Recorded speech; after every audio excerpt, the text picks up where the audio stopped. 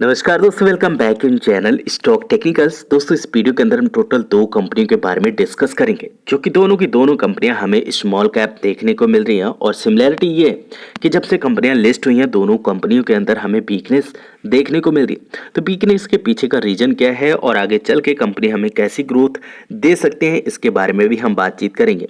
जहां पर सबसे पहली कंपनी की बात की जाए तो आपको एप्टस वैल्यू हाउसिंग के रूप में देखने को मिलेगी, जिसकी मार्केट कैप अप्रोक्सीमेटली आपको 15,000 करोड़ की देखने को मिल रही है। एंड जिसके अंदर आपके अलावा भी 1 लाख शेयर होल्डर्स और भी देखने को मिल रहे हैं। कंपनी का 52 वीक हाई की बात की जाए या फिर लो की बात की जाए तो 220 रुपए का लो देखने को मिला, जबकि 394 रुपए का कंपनी ने हाई ले गया। एक साल में कंपनी ने आपको 14% के माइनस में रिटर्न दिए, जबकि एक महीने में भी 7% डाउन देखने को मिल रही है। अपनी सेक्टर से थोड़ी प्रीमियम वैल्यूएशन पर देखने को मिल रही है। सेक्टर आपको डिविडेंड देती है, बट ये कंपनी आपको डिविडेंड नहीं देती है। बट यहाँ पर अगर मेन बात की जाए कि कंपनी के अंदर हमें वीकनेस क्यों देखने को मिल रही है, तो इसका सीधा पिक्चर आपको इसके शेयर होल्डिंग पैटर्न में देखने को मिलेगा। क्योंकि यहाँ पर कंपनी का अगर हम शेयर होल्डिंग पैटर्न एनालाइज करने की कोशिश करें तो प्रमोटर ने अपनी हिस्सेदारी को छोटा मोटा कंपनी के अंदर से डिक्रीज किया है, बट एफआई ने अपनी हिस्सेदारी को इंक्रीज किया है। एंड बहुत बड़ी बिकवाली हमें दोनों कंपनी के अंदर इन दिनों डीआई की ओर से आते हुए देखने को मिल रही है, जो कि घरेलू निवेशक है। एंड पब्लिक की बात की जाए तो पब्लिक ने अपनी हिस्सेदारी को बहुत अच्छे से इंक्रीज किया है दोनों की दोनों ही कंपनी में। जहां पर सबसे पहली कंपनी के अंदर 22% की हिस्सेदारी देखने को मिल रही है और डीआई के पास अभी मात्र 2.5% की हिस्सेदारी देखने को मिल रही है। जब किसी भी कंपनी के अंदर दोस्तों हैंड चेंज होते हैं तब वहां पर हमें वॉलेटिलिटी काफ़ी अच्छी देखने को मिलती है, या फिर कई बार हमें काफ़ी अच्छी गिरावट भी देखने को मिलती है। तो ऐसा ही कुछ हमें अभी के दिनों में एप्टस के अंदर और होम फर्स्ट के अंदर भी देखने को मिल रहा है। जहाँ तक शेयर प्राइस की बात की जाए तो जब से कंपनी ने अपना 52 वीक लो लगाया, उसके बाद से जो रेजिस्टेंस कंपनी को फेस करने पड़े थे, सबसे पहला रेजिस्टेंस कंपनी को 275 रुपए के ऊपर देखने को मिला था और सेकंड रेजिस्टेंस यहाँ पर 280 रुपए के पास देखने को मिला था। एंड जैसे ही कंपनी ने 280 रुपए के रेजिस्टेंस को ब्रेक किया था, उसके बाद से काफ़ी अच्छी तेजी हमें कंपनी के अंदर बनते हुए देखने को मिली थी। बट अगेन जब वीकनेस देखने को मिली तो यही वाला रेजिस्टेंस कंपनी के अंदर हमें सपोर्ट की तरह काम करते हुए देखने को मिला, और जब शेयर प्राइस ऊपरी स्तरों से फिसला तो इसी जगह पर हमें सपोर्ट लेते हुए देखने को मिल रहा था। अगेन यहाँ पर शेयर ने वापस चलने की कोशिश की, जो कि इसका 325 रुपीज़ का लेवल था, इसे रिक्लेम भी किया, बट यहाँ पर सस्टेन नहीं कर पाया। अगर यहाँ सस्टेन कर लेता तो आज के दिन हम इस स्टॉक प्राइस को मात्र 500 रुपये पर और इवन 600 रुपीज़ के ऊपर डिस्कस कर रहे होते, बट यहाँ पर सस्टेन नहीं कर पाया, जिसकी वजह से कंटिन्यू बेसिस पर हमें स्टॉक प्राइस के अंदर अगेन वीकनेस का सामना करना पड़ा। एंड अभी के दिनों में देखा जाए तो 300 रुपीज़ की सपोर्ट कंपनी के अंदर ब्रेकेबल देखने को मिल रही है, और जो कि आज के दिन हमें टच भी होते हुए देखने को मिल रही है। अब आने वाले दिनों में जो सपोर्ट हमें कंपनी से देखने को मिलेंगे वो 280 रुपीज़ के, और अगेन यहाँ पर हमें 275 रुपीज़ के सपोर्ट भी देखने को मिल सकते हैं। अगेन कहना चाहूँगा यहाँ पर शॉर्ट टर्म के लिए अगर आपको निवेश करना है तो बिल्कुल से आप इस कंपनी को अवॉइड कर सकते हैं। अगर आपका व्यू लॉन्ग टर्म का है तो कंपनी आपको काफ़ी अच्छे से रिटर्न जनरेट करके दे सकती है। क्योंकि अगर हम कंपनी के क्यू बेसिस के ऊपर परफॉर्मेंस देखें या फिर हम बाय ऑन बाय बेसिस के ऊपर भी परफॉर्मेंस देखें तो कंपनी की परफॉर्मेंस हमें काफ़ी अच्छी देखने को मिलती है। क्योंकि यहाँ पर अगर हम देखें कंपनी की सेल्स ग्रोथ या फिर हम देखें कंपनी की प्रॉफिट ग्रोथ, तो पिछले 5 सालों के सीजीआर काफ़ी अच्छे देखने को मिलते हैं। चाहे सेल्स के हों वो हमें 45 के देखने को मिलते हैं, और 58% की दर से कंपनी के प्रॉफिट हमें इंक्रीज होते हुए देखने को मिल रहे हैं। 3 इयर्स के काफ़ी अच्छे देखने को मिलते हैं, और ट्रेलिंग टाइम के अंदर भी कंपनी का कारोबार हमें काफ़ी अच्छा देखने को मिल रहा है। हालांकि अगर बात करें सीएजीआर की या फिर रिटर्न ऑन इक्विटी की, तो वो हमें 15% की देखने को मिलती है, जो कि अगेन काफ़ी अच्छी बात है। बट सीएजीआर यहाँ पर आपको देखने को नहीं मिलेंगे, क्योंकि कंपनी की लिस्टिंग अभी हाल फिलहाल की हुई है, और लिस्टिंग के बाद से डीआई ने काफ़ी अच्छा माल कंपनी के अंदर डिक्रीज किया है, डंप किया है, जिसकी वजह से शेयर प्राइस हमें कंटिन्यू बेसिस पर वीकनेस दिखाते हुए देखने को मिल रहा है। एंड जिस वजह से यहाँ पर हमें 14% के माइनस में रिटर्न देखने को मिल रहे हैं।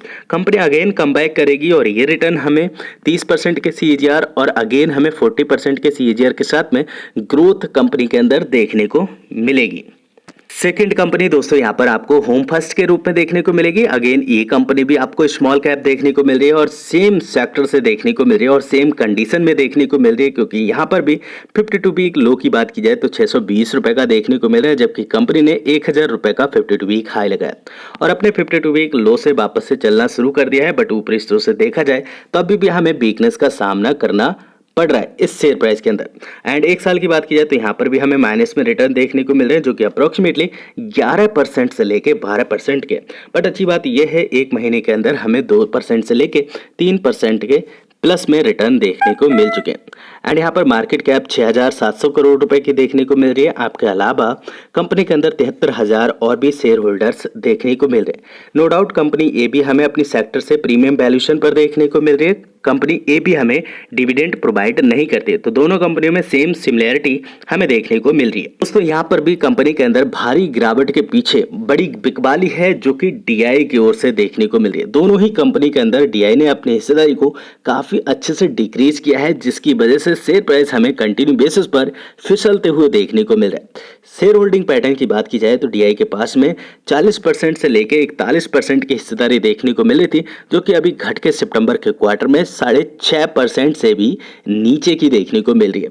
हालांकि प्रमोटर की बात की जाए तो प्रमोटर के पास पहले से भी हिस्सेदारी कम थी, बट अगेन यहाँ पर सितंबर के क्वार्टर में थोड़ी बहुत हिस्सेदारी प्रमोटर की ओर से भी बेची गई है।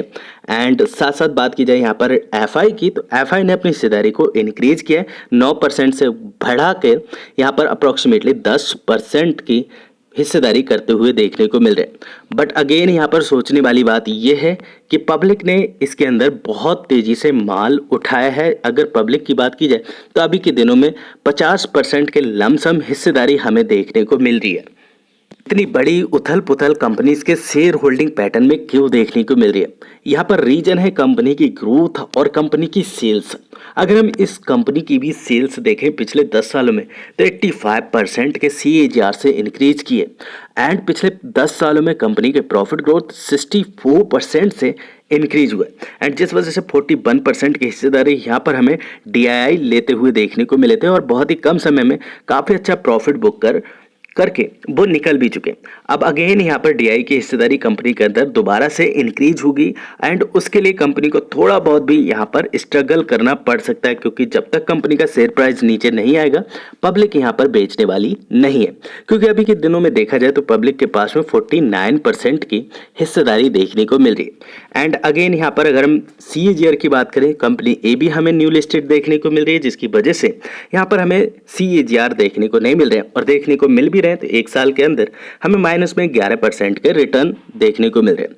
रिटर्न ऑन इक्विटी 10% से ऊपर की है, ना ही अच्छी बात है और ना ही बुरी बात है, एवरेज हमें देखने को मिल रही है।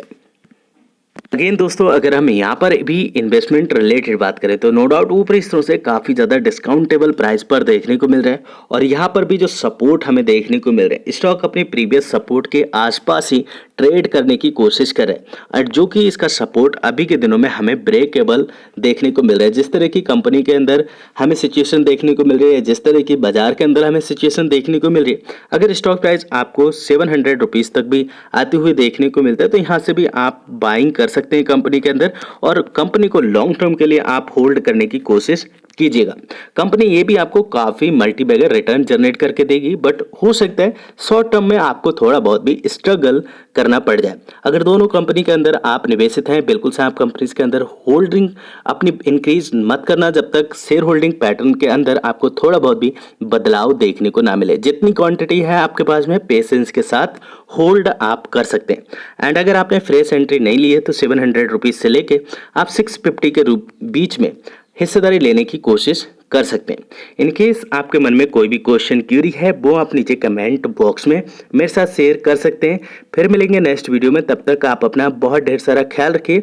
और दोस्तों 1 जनवरी तक आपको हो सकता है वीडियो रेगुलर ना मिल पाए, तो उसके लिए मैं बहुत ज़्यादा आपसे क्षमा प्रार्थी हूँ। फिर मिलेंगे, तब तक आप अपना बहुत ढेर सारा ख्याल रखिए। Thanks for watching, see in next video, bye bye for now, God bless.